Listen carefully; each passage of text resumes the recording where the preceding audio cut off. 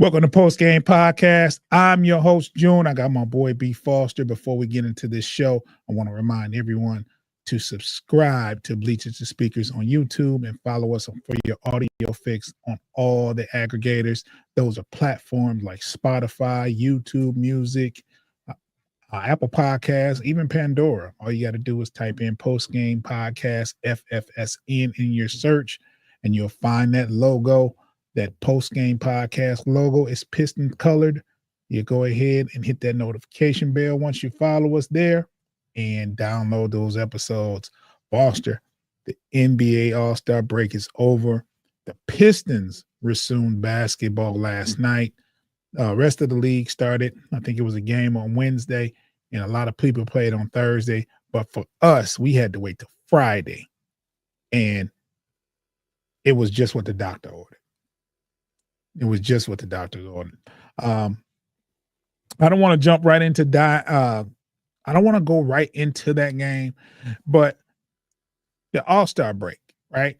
You had Cade. He competed in the first. You had Austin Thompson. He competed in the game. I don't know the results of that. I don't pay attention to All-Star Weekend like that. I know Cade competed in the 3-point contest. He did not come in last place. He had 16 points. There was a couple guys that even if he'd have shot a little bit better, he still wouldn't have made the cut because of what Buddy Hield did and because of what Garland did in that first round. So it was going to be some tough competition. It was tough competition in that first round anyway.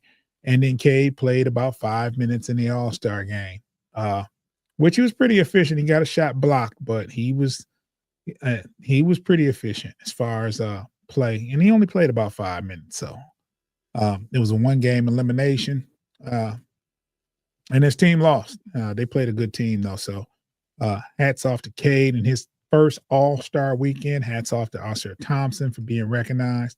And this is our youth. This is our youth, and they're getting these accolades early. So we have a bright future as long as we can retain those guys and keep them buying into the system. But last night, Foster, let's talk about last night. Uh-oh. Can't hear you.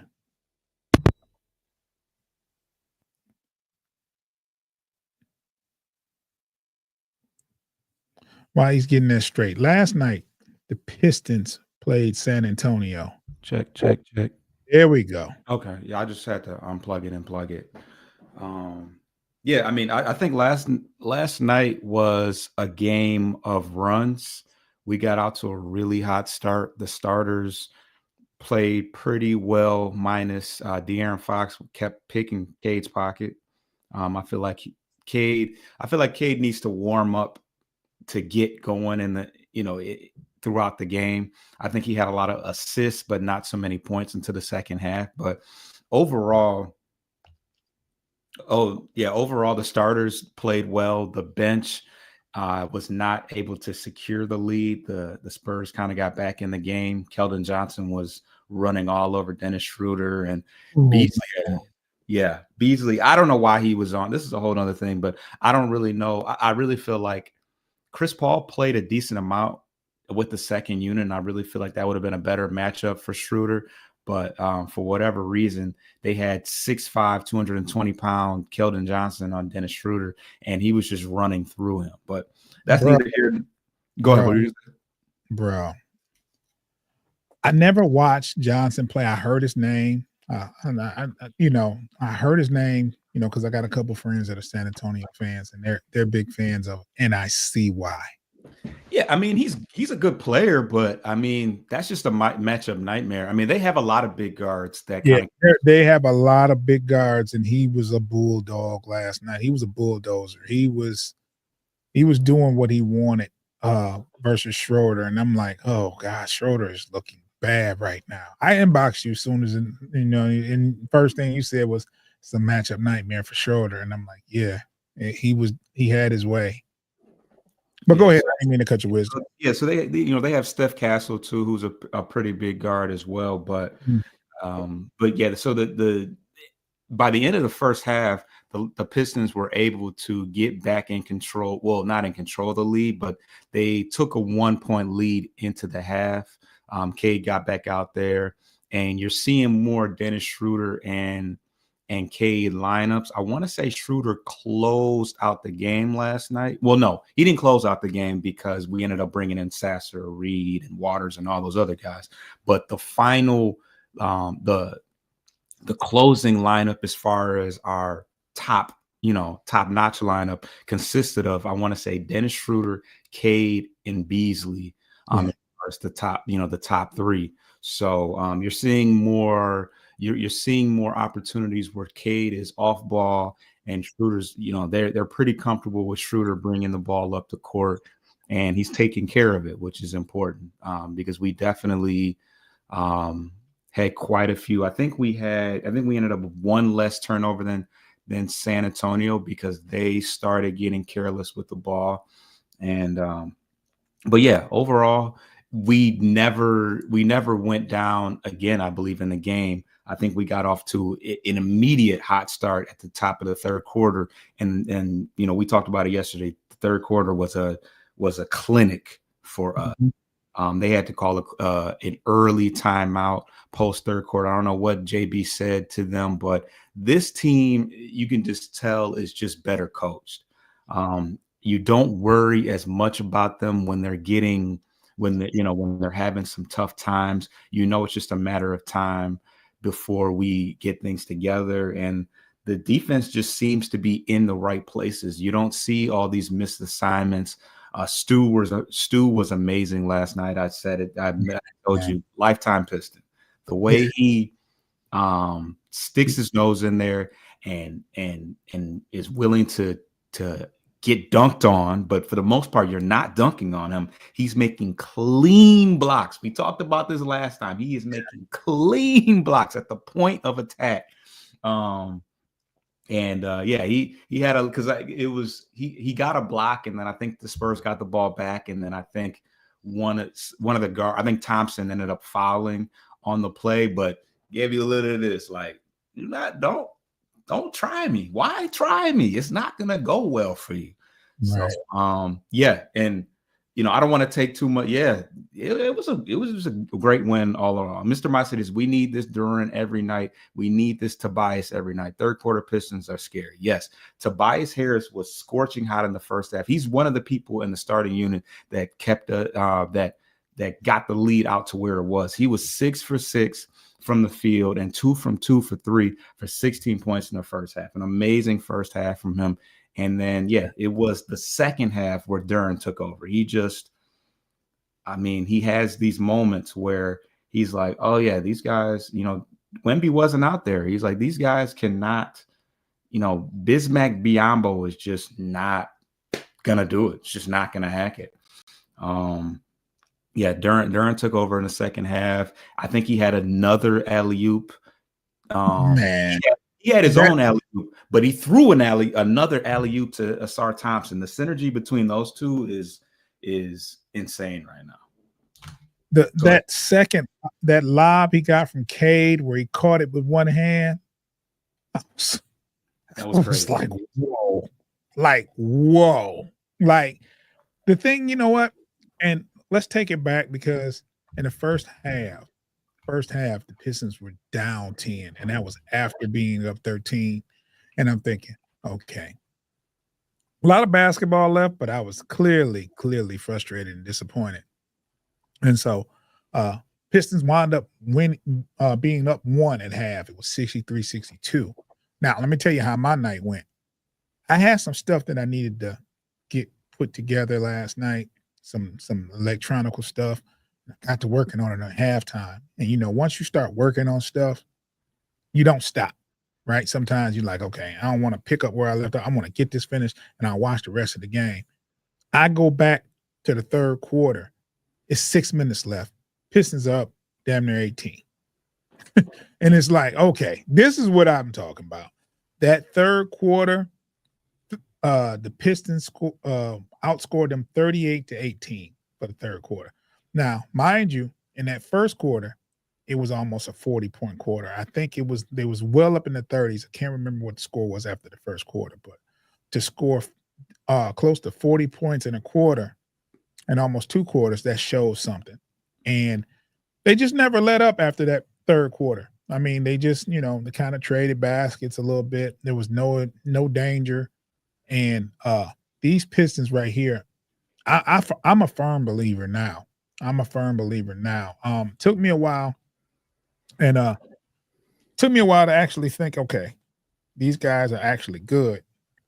But now I believe they can go out and they can beat just about anybody. We just need to go out there and do it and put it together for 4 quarters versus teams like Indiana, versus Milwaukee, teams we haven't been able to beat. Cleveland, they're the best. They blew the Knicks out so bad last night. Man, what? They are the team to beat, and I think we can give them, we've given them runs for their money for the most part, but I honestly think we're not quite there yet. But for the rest, I mean Boston too, but for the rest, from 3 on down, we definitely can compete with those guys for sure. And it's just a matter of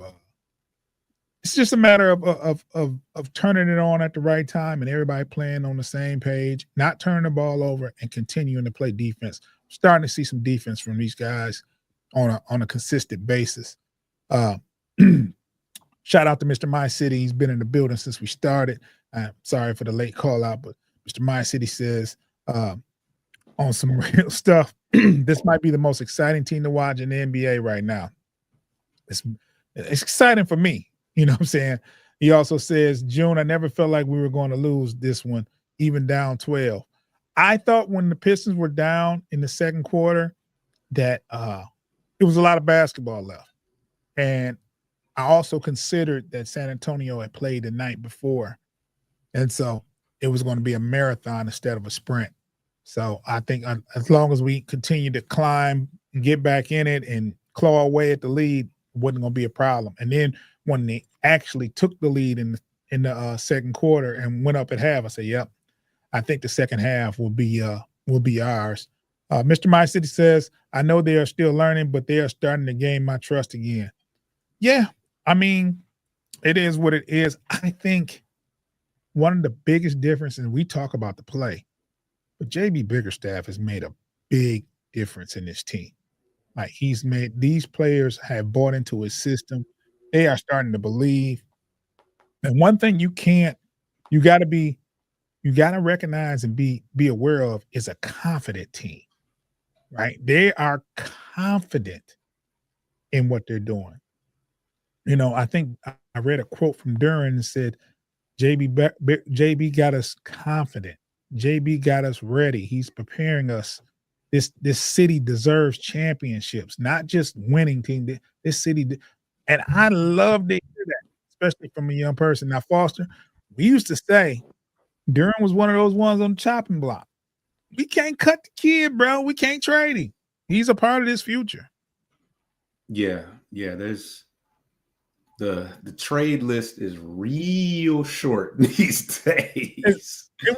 It's a lot shorter than what it once was. But if you leave it up to me and Foster, we wanted to get rid of some people and pick up Bobby Ingram. No, I'm glad. Dude still ain't played. He didn't ink the new deal, and he's still stinking on the bench. That's crazy. Bless him. Mr. My City says she said in 04, ain't nobody scared of these guys in regard to LA, and that's how I feel about Cleveland right now. I can't imagine why. I mean, not to say scared. I mean, what does that mean? But I mean, they're playing some really good basketball in Cleveland. They're the team to beat. I never give Cleveland any kind of props whatsoever. But all I can say about them is they are really good. And I hate saying it. It pains me to say it. They're really good. And I think we're young and we're getting there. We're getting there. They just, they're really, really good. Mr. My City says they believe they can compete with anybody right now. Yes, they do. Yes, they do. That's the difference. That's the reason why I'm not in the NBA. They think totally different than I do. You know what I'm saying? So, along with their playing ability, of course, but they have a different mentality. Those players believe that they can play with anybody right now, and they're showing us, bro. We haven't had a 5-game winning streak since 2018. Is that so? Yeah, they mentioned it a couple times last night. 5 years. 2018 was the year they went 41-41. Blake Griffin was on that team. Wait, so is this the first 5-game streak of this year too? This is the first 5-game winning streak since 2018. Okay, wow.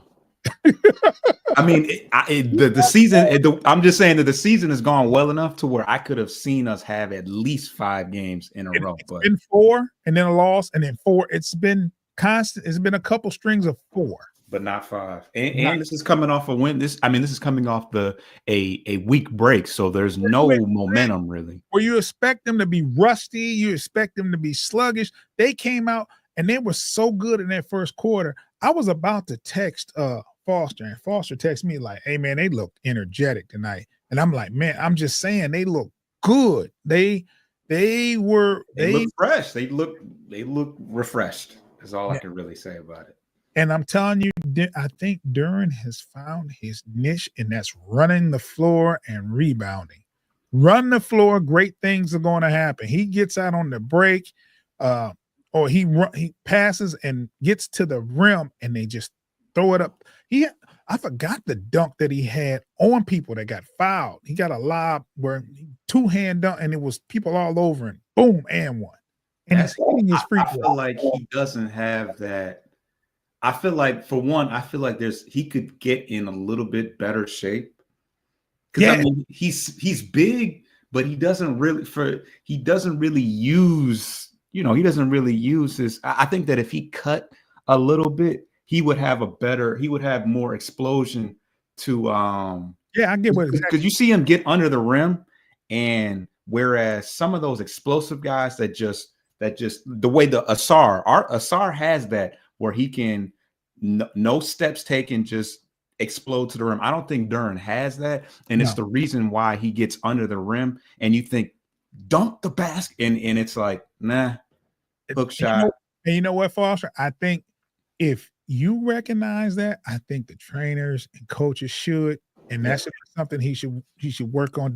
If he's in better shape, I would say get a nutritionist, get under some, get some weight training in there. If he's look, he's young, and if he becomes more explosive, the NBA is going to be on notice. Let's take a quick break. We'll get back. I mean, when we talk good about the Pistons, those breaks, you get into the show 18 minutes, 19 minutes, it goes by fast. But we'll be right back. If you're listening, you're going to hear some ads.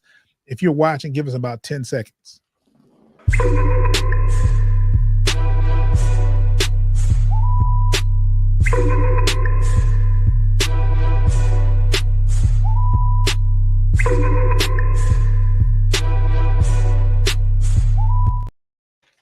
We are back like cook, you know what. Pistons basketball. We are excited. I'm going to jump right into this comment by Mr. My City. He said, just look at what these guys have been through. They've endured the worst of the worst and not going back. Sleeping Giants. Cleveland is this good because of JB. You know what's funny, Mr. My City, is that we had this talk on Monday, right? With the Cleveland, my boy Tate. Shout out to my boy Tate. He's a Cleveland fan. And to know Tate, you gotta love him. He's a great dude. He does talk from the winner's circle, though. And he should talk your stuff. I ain't mad at that. But I asked the question, who's the coach of the year? And he says it's his coach. Now, Foster made a point. Those players were there last year. They were expected to be good. Nobody expected this from the Pistons. We had a coach last year, Monty Williams, couldn't do much with it. And there was a bit of a roster overhaul, but somewhat.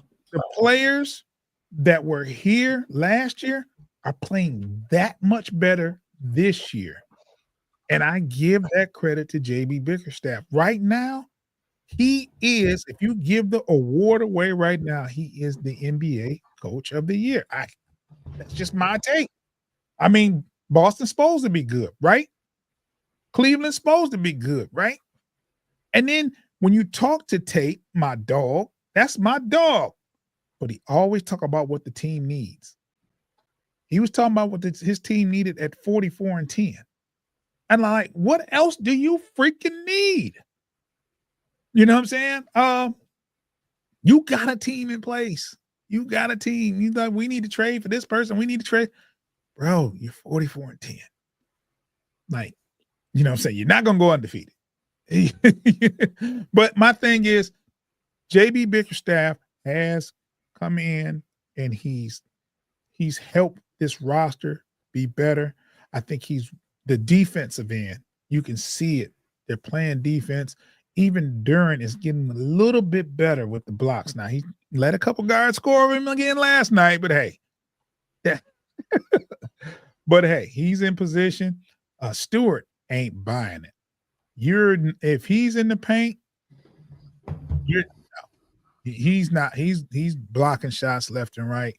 I like what Stewart is doing. You have a good young nucleus here, and you have your enforcer with Stewart. And I'm gonna tell you another thing, Foster. There was a play that I like in particular from Stewart last night. He had a guard on him in the paint, and they threw the ball to him. I'm like, why are you giving it to Stewart? But I looked, and I said, oh, kill him. Little hook shot, boom, money. That hook shot. He's been working on that. Yeah. He can actually score in the paint. And if you put somebody small against him, you know what I'm saying, why would you do that? You know what I'm saying? So he's one of those players where he was on the list. Me and Foster had a list of people that were touchable. These people were not looked upon as keeping. They were expendable. Stewart was on that list. He's not on that list no more. I never put him on that list. Okay, I had him on the list. You were never a big Stu guy. But you had Duren on that list, and I was like, no. I did have him on that list. I did. Well, no, Foster. At one point, we said everybody's tradable except Cade. Yeah. I mean, in reality, yes. Especially for the right price, yes. Anybody was expendable for sure. Everybody. I doubled down. I might have tripled down on Duren, though. I mean, and he's young. He has a high ceiling. We could have really got something for him. Let's be real. You did stick up for Stewart. You did stick up. Like, you can't get rid of him. He's the glue. He's the guy. He's the enforcer. And I'm like, what do they want for him? You know what I'm saying? But, what you got? What you got? But there was a push by the Lakers. The Lakers wanted Duren. I hate the Lakers. That would have been weird. That would have been crazy had he gone there. I mean, can you imagine him there with LeBron and he's going to get him the ball? And who did they end up giving to the Hornets? They were going to give up. Oh, Connect. I don't know. Is that who they're giving us? We would have got Connect. Would you have been okay with Connect? See, I don't think that would have made sense for us. So I don't know. Wing, no. He would have a shooting wing. You know whose minutes he would have took. Fontecchio. When are we gonna end that? When are we gonna end that experiment? I gotta rethink this thing now. I'm telling you.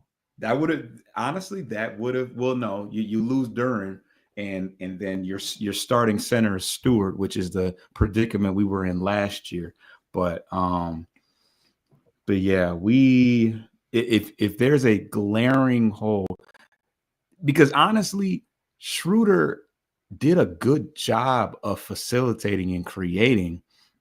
I'm gonna give him a couple of weeks. Yeah, I mean, I don't think that he didn't shoot well yesterday.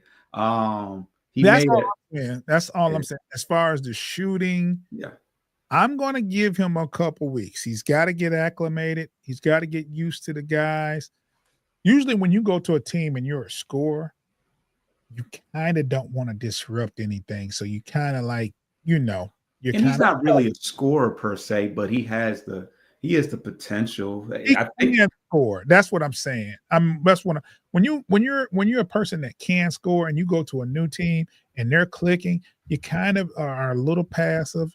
You want to get I'll give him some time to gel with the team and this, that, and other, because that takes some practice. That takes some time with the guys to where you to get comfortable.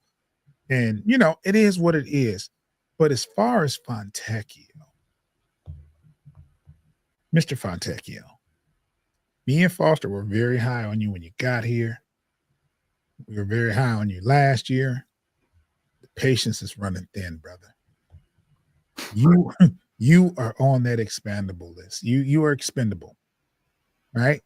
I want to see you be successful. Step it up, buddy. Step it up, bro. Like, it's been too he many does times. rebound. The one thing that I will say is he is a solid rebounder, and the effort's there, but his shot is just not. Foster, I've know what that's about. texted you too many times during the game. Pretty much every day, every game that we Yo, watch. that ain't it, bro. Yeah.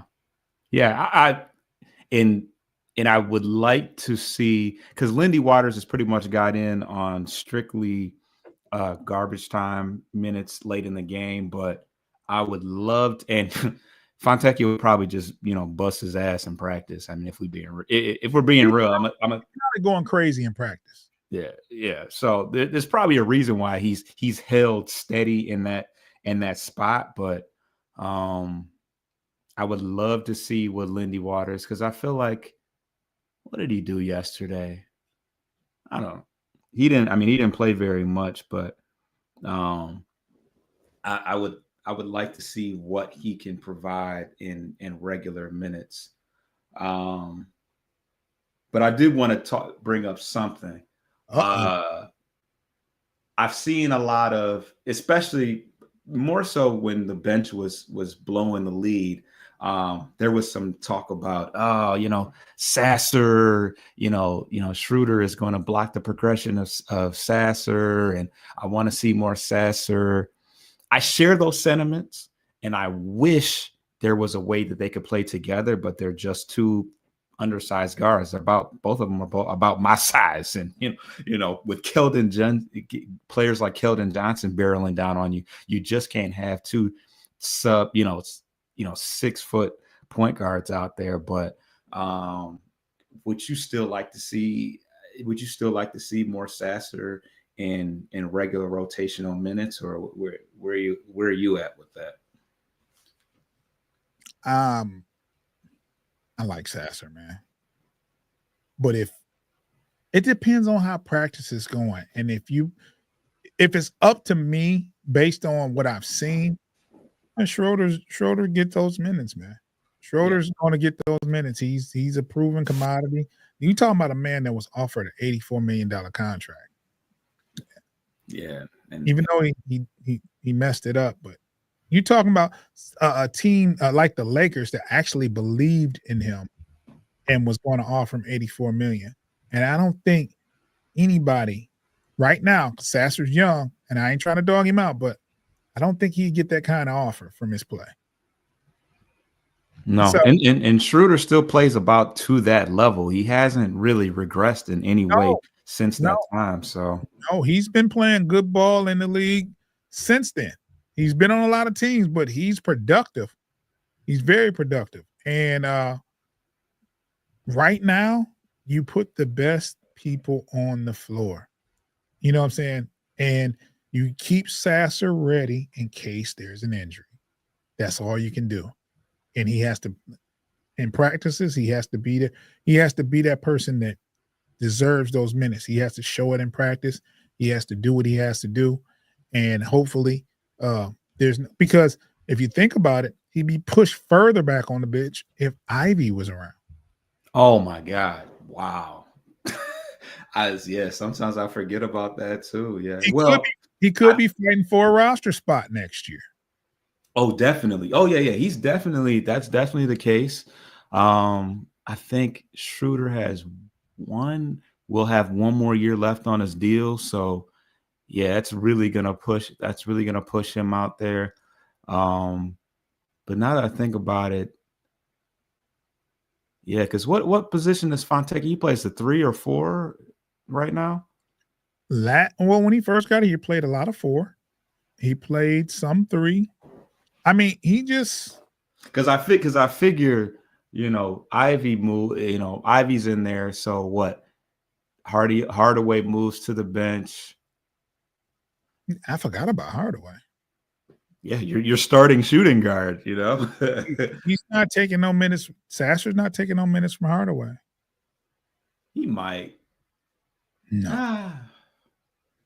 When Hardaway is playing, he's playing. Yeah, but he usually doesn't close games. Sometimes he closes games, but usually I don't think he would close games as Ivy was healthy. No. And I think he's the person that you get out there and you start. You get out there and you play. He starts. He gets the team going. He's your veteran.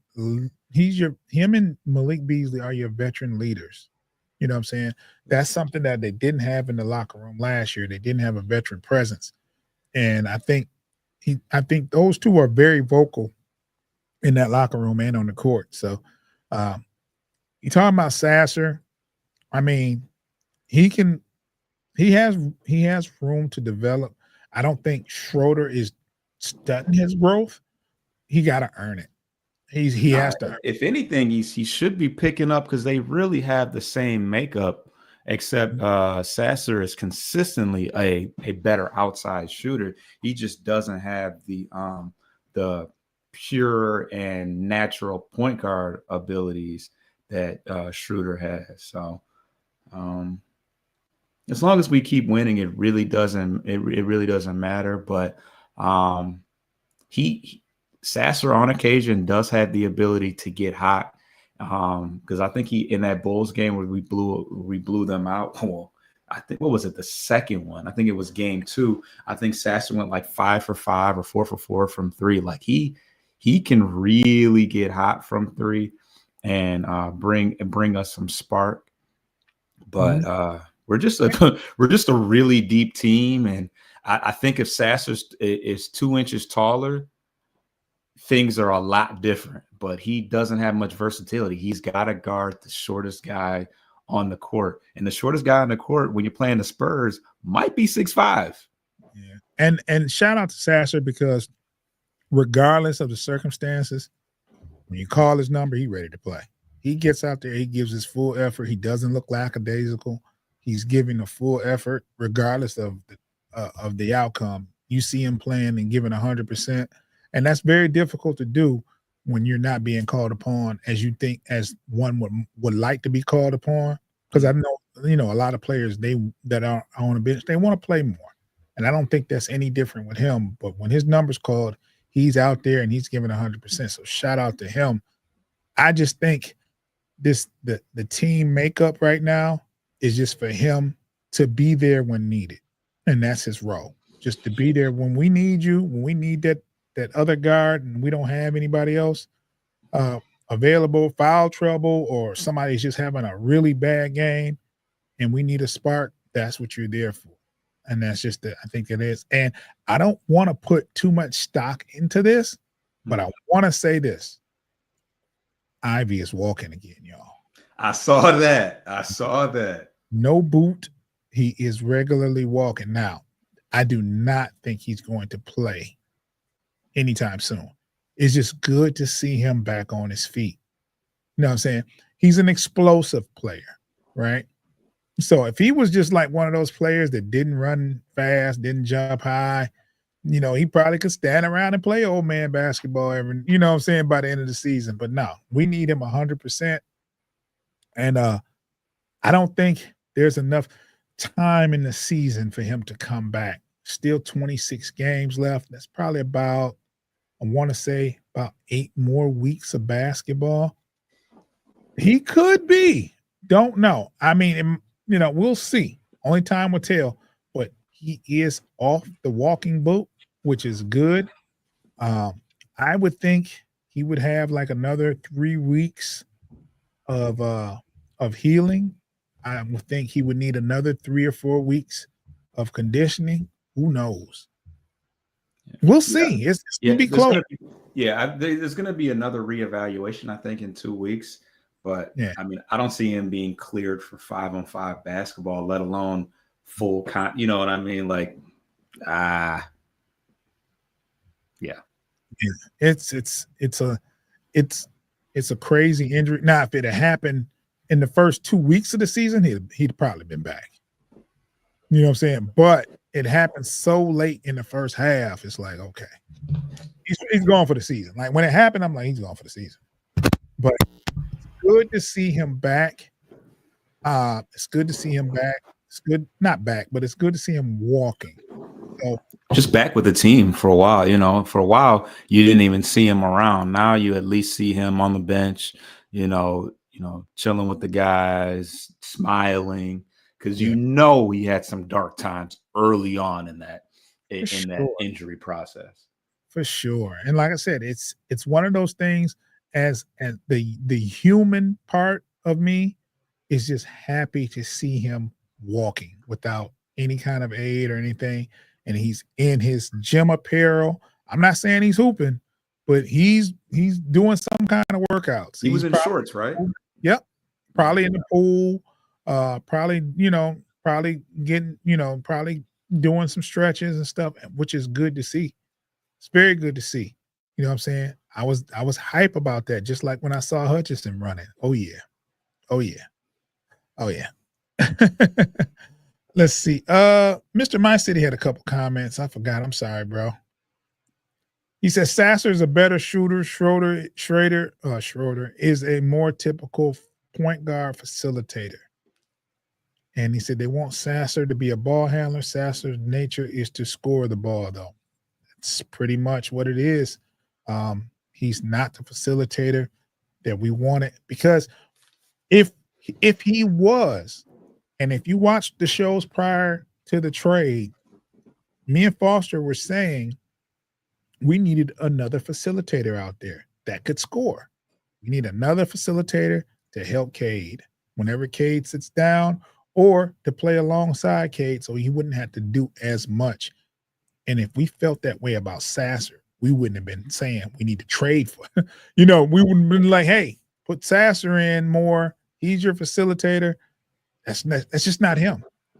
He could be one of those players that can provide a scoring punch off the bench, but there's so many other options you have. It's just like he just gets lost in the sauce as far as that, because you got Schroeder, you got Beasley.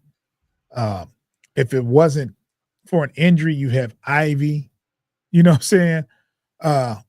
He would just be in one of those situations, man. MSU Detroit said Pistons win and Michigan State beat Michigan. Great basketball yesterday. True indeed.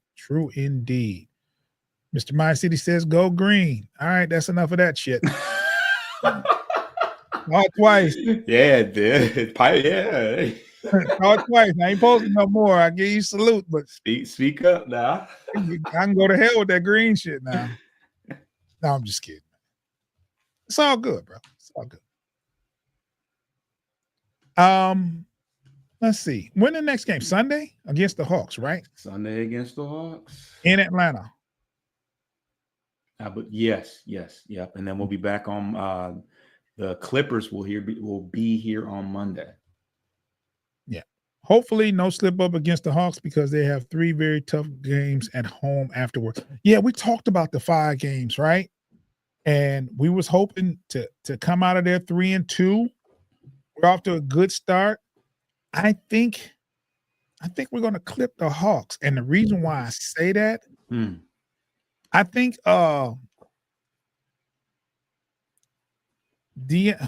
Hunter was a big reason. One of the reasons we lost those couple of games or had close games versus the Hawks. He's no longer there. Enter Karis LeVert. I don't know how they're playing after the trade.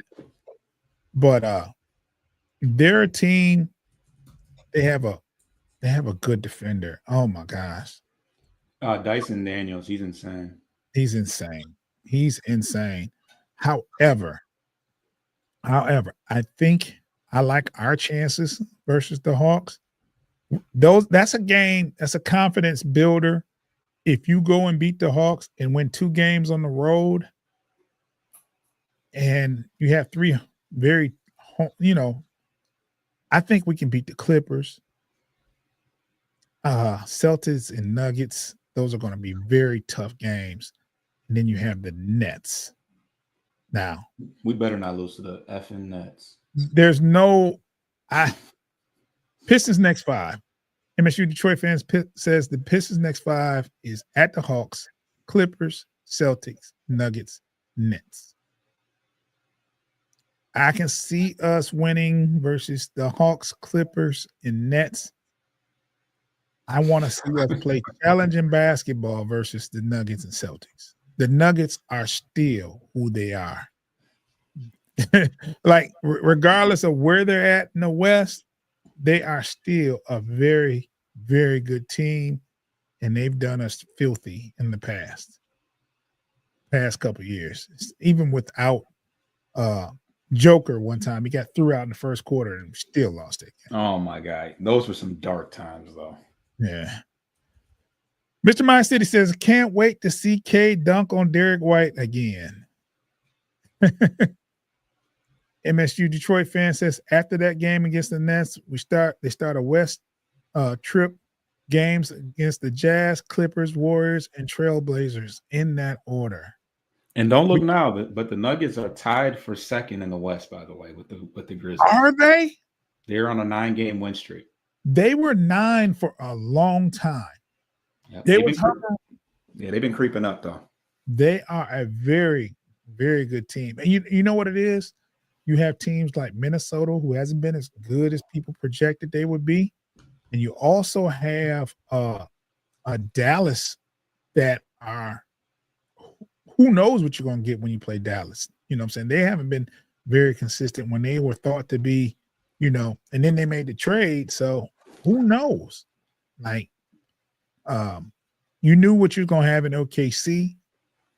And I thought Denver was better than 8 or 9 where they were hovering around, but now they're number 2. They have good coaching. They have Joker. And they got Murray. They got some players there, man. They got some players. So, Foster, you want to put a bow on this before we get out of here?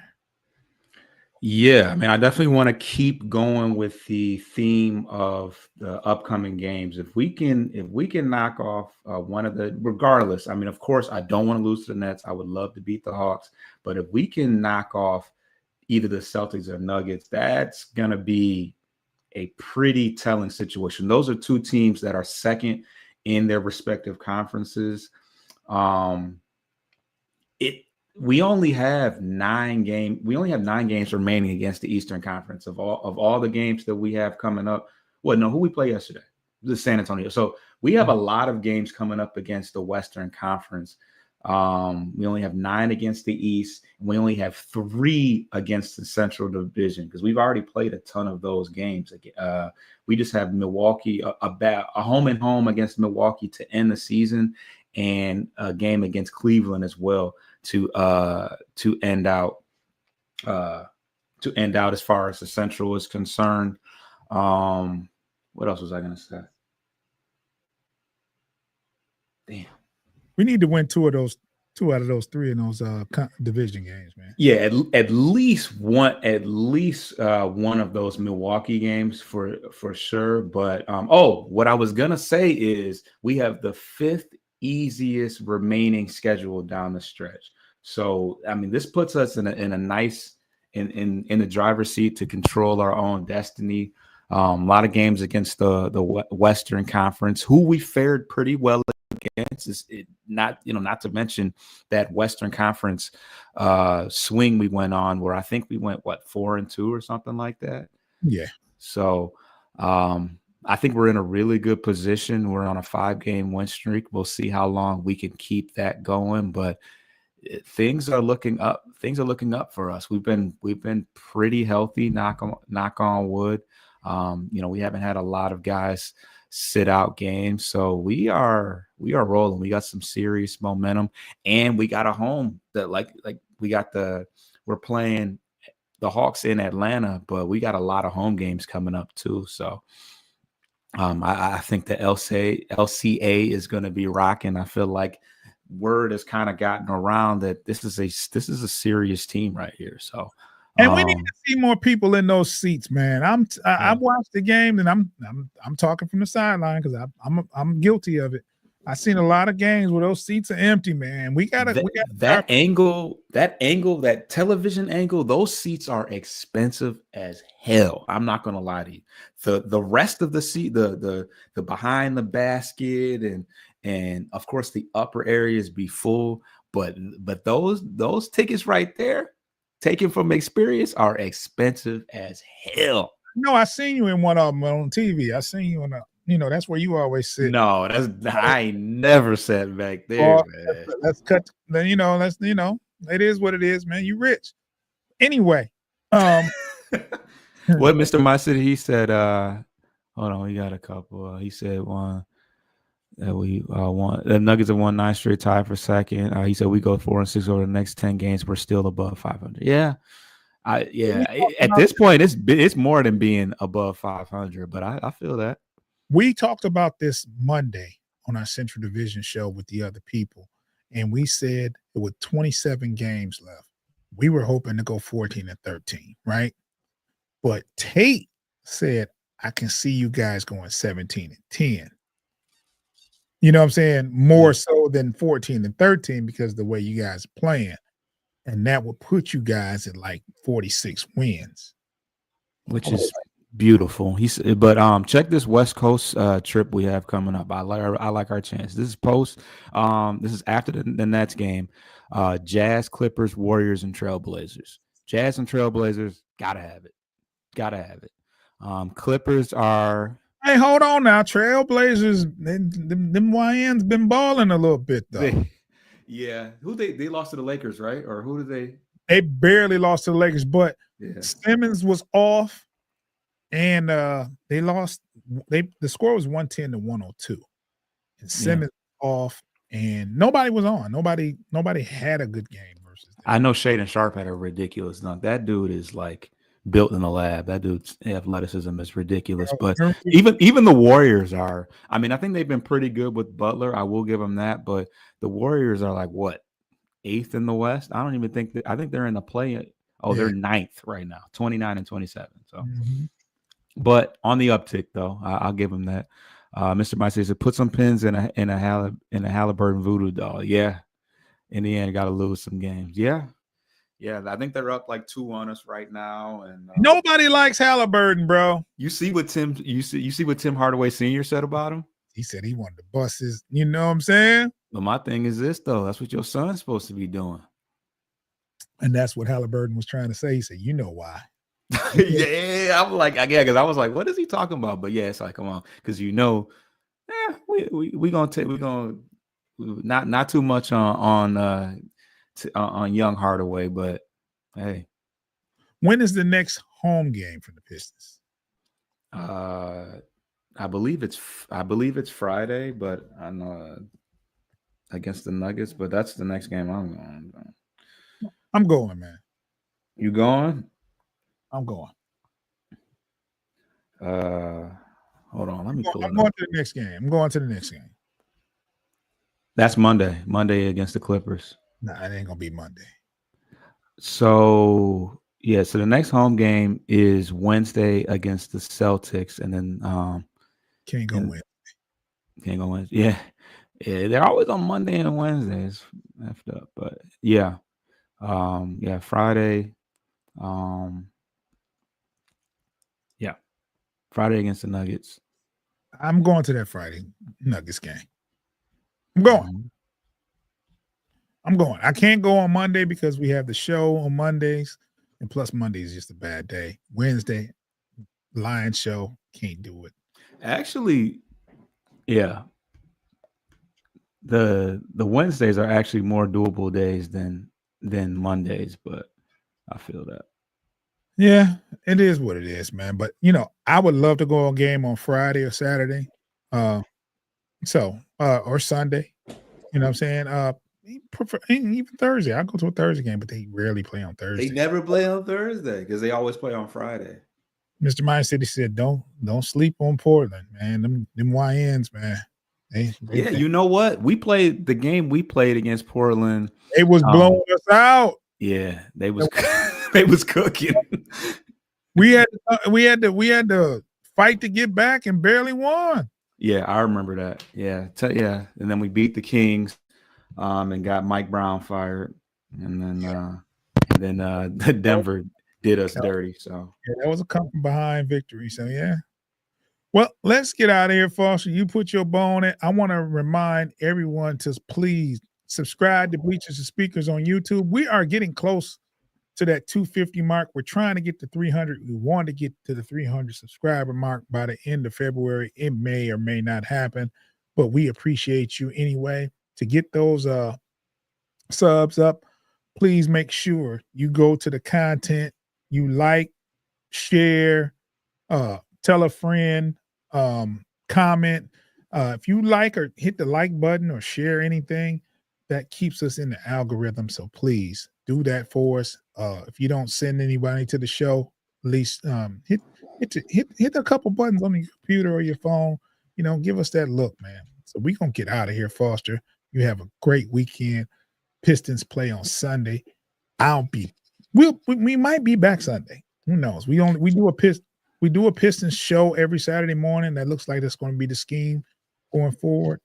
And depending upon how the Pistons look, tomorrow, you're liable to see us again. You know what I'm saying? Here, it is what it is. Shout out to my boy B Foster. Frontline Apparel is in the building. If you want some Frontline Apparel, he has the dopest shirts. Get at us. Leave a comment on one. We'll get to you, man. You can also how can you get Frontline Apparel, Foster? Just follow me on Instagram at I want to say it's Frontline _ apparel, but yeah, we got them on deck, and we should have some new colorways out real soon. Yeah, Tim Hardaway Sr. want all the smoke. Him and George Blaha. he be at those games in the up under the basket, and he probably just be shaking his head like, man, they really out there busting my son ass. But hey, it is what it is. Subscribe to Bleachers to Speakers on YouTube.